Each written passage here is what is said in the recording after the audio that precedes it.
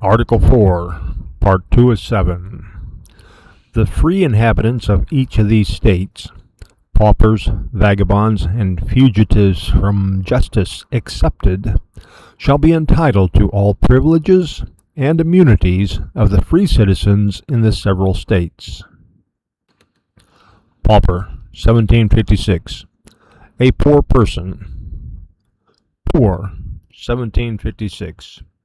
Not rich, indigent, necessitous, oppressed with want. The poor, those who are in the lowest rank of the community, those who cannot subsist but by the charity of others. Indigent, 1756. Poor, needy, necessitous, in want, wanting. Necessitous, 1756. Pressed by poverty. Rich, 1756. Wealthy, abounding in wealth, abounding in money or possessions. Charity, 1756. Liberality to the poor. Alms, relief given to the poor. Liberality, 1756. Munificence, bounty, generosity. Munificence, liberality, the act of giving. Vagabond, 1756. Wandering without any settled habitation, wanting a home.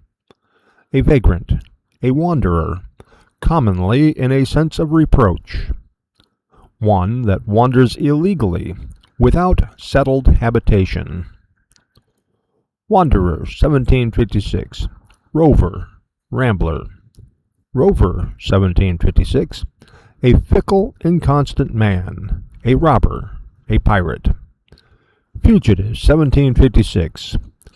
Wandering, runagate, vagabond. One who takes shelter under another power from punishment. Runagate, 1756. A fugitive, rebel, apostate. Justice, 1756. The virtue by which we give every man what is his due. Vindicative, retribution, punishment. Right, assertion of right. One deputed by the king to right by way of judgment. To vindicate, 1756. To justify, to support, to maintain. To revenge, to avenge. To assert, to claim with efficacy. To clear, to protect. Vindicative, 1756. Revengeful, given to revenge. To accept, 1756. To leave out and specify as left out of a general precept or position. To object, to make objections. Except, 1756. Exclusion of, without inclusion of, unless. To entitle, 1756. To grace or dignify with a title or honorable appellation. To give title or discriminative appellation. To superscribe or prefix as a title. To give claim to anything. To grant anything as claimed by title. Privilege, 1756. Peculiar advantage. Immunity. Public right. To privilege, 1756. To invest with rights or immunities. To grant a privilege. To exempt from censure or danger. To exempt from paying tax or impost. Immunity, 1756. Discharge from any obligation. Privilege. Exemption. Freedom. Free, 1756. At liberty, not a slave, not enslaved. Uncompelled, unrestrained, not bound by fate, not necessitated, permitted, allowed, licentious, unrestrained, open, ingenuous, acquainted, conversing without reserve, liberal, not parsimonious, frank, not gained by importunity, clear from distress, guiltless, innocent, exempt, invested with franchises, possessing anything without vassalage, without expense, as a free school. Franchise, 1756.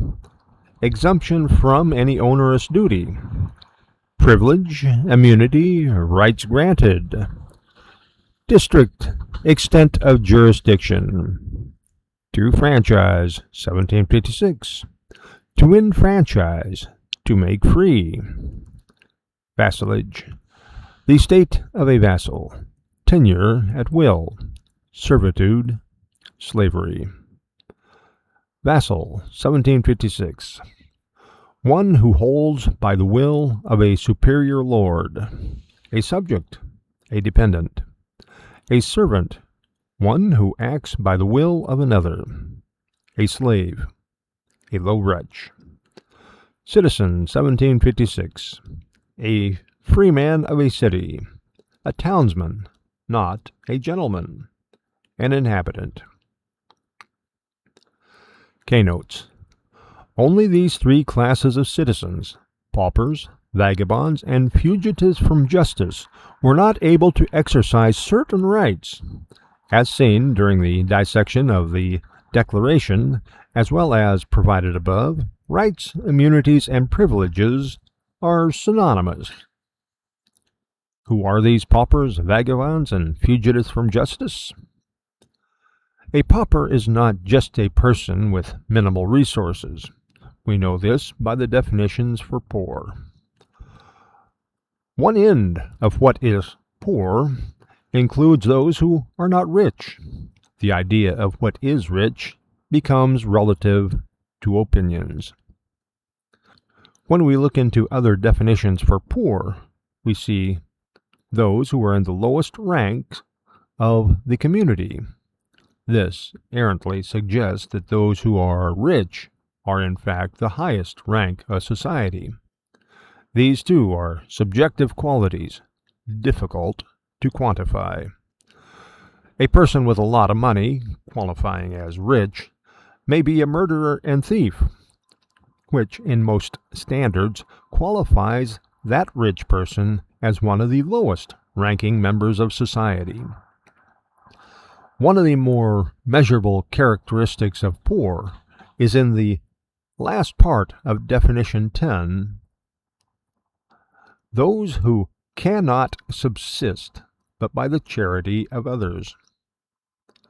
Paupers, after we finally sift through the definitions, not to assume we automatically know the correct definition for poor, a pauper is one who is not able to provide for themselves. They rely on the relief given to the poor. For clarity, we must restrict this charity to only that relief given by the government and not given by private individuals. If we include charity given by private individuals, that must also include the gifts given by wealthy people to their relatives who are not earning their own way. Looking to government-given charity, this includes corporate bailouts, thus disqualifying the corporate owners and controllers. Grants, not repaid by colleges and universities, also disqualifies the institute's owners and controllers, as well as welfare and food stamps to private citizens. This government-given charity disqualifies these individuals from exercising certain rights exercised by the free citizens, such as voting, which is to control the government. The indication for pauper is that it does not necessarily include people who simply are not rich, but it is those who do not have that which they want or need to survive. A person may be living their spiritual beliefs in poverty, not that they do not know how to amass great wealth. They may desire to live a non-complicated life, free to travel at will. What we see in the articles, rather what we do not see in them, is any grant to government to prohibit women or people of color from voting. We get closer to that with our present Constitution and its 3/5 of all other people clause. Women and slaves might have been considered paupers, as they generally relied upon others for their needs of life. The second category excluded from the privileges and immunities of free citizens are vagabonds. By definition, vagabonds are not just people whom today would be called homeless. They would be people who wander illegally, which might include jumping trains, staying in private property without permission from the owners, etc. Vagabonds. This does not seem to include homeless people who tend to settle in the same city or for months or years at a time. This seems to focus on people who may be there for a few days or weeks and move on. Generally, those having ill intent, robbery, pirate, definition number 3 of rove, from wander, from vagabond. When there is no residency restrictions, such as how long a person must live in the city before becoming a voter, it opens the doors to voter fraud on a massive level. A very wealthy person or business might import many vagabonds into the area to sway some legislative act to favor that person or business. The third class of people included are fugitives from justice. These are people who evade trial, sentencing, and punishment after having been constitutionally convicted.